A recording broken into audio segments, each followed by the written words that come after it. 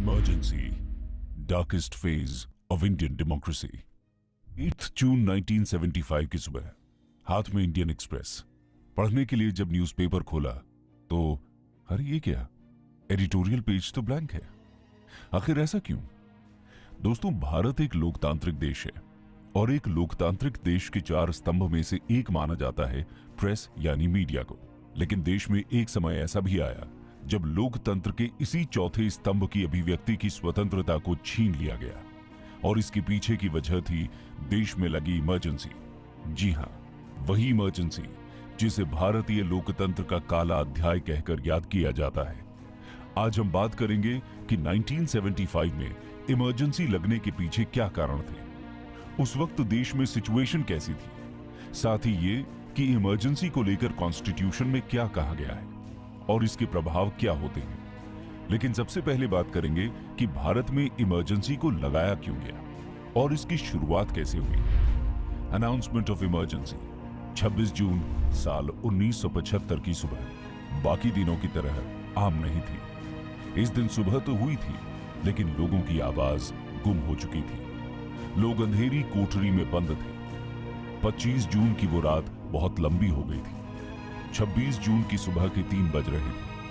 प्रधानमंत्री इंदिरा गांधी, वेस्ट बंगाल के सीएम सिद्धार्थ शंकर रे और कांग्रेस अध्यक्ष देवकांत वर्मा ये फैसला कर रहे थे कि लोगों को आपातकाल का मतलब कैसे समझाना है, क्योंकि इससे 3 घंटे पहले ही देश में इंटरनल इमरजेंसी लगा दी गई थी। एड्रेस ऑफ नेशन यानी राष्ट्र के नाम संदेश की तैयारी हो रही थी और सुबह के 8 बजे हमेशा की तरह जब न्यूज सुनने के लिए लोगों ने रेडियो ऑन किया तो न्यूज एंकर की जगह पीएम इंदिरा गांधी की आवाज सुनाई दी। इंदिरा गांधी ने राष्ट्र के नाम संदेश सुनाया, पहले हिंदी में फिर इंग्लिश में। संदेश में इंदिरा ने कहा कि भाइयों बहनों, राष्ट्रपति जी ने आपातकाल की घोषणा की, लेकिन इससे आम लोगों को डरने की जरूरत नहीं है।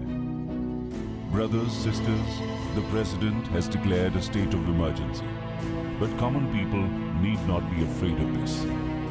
पूरा देश ये सुनकर हैरान रह गया था।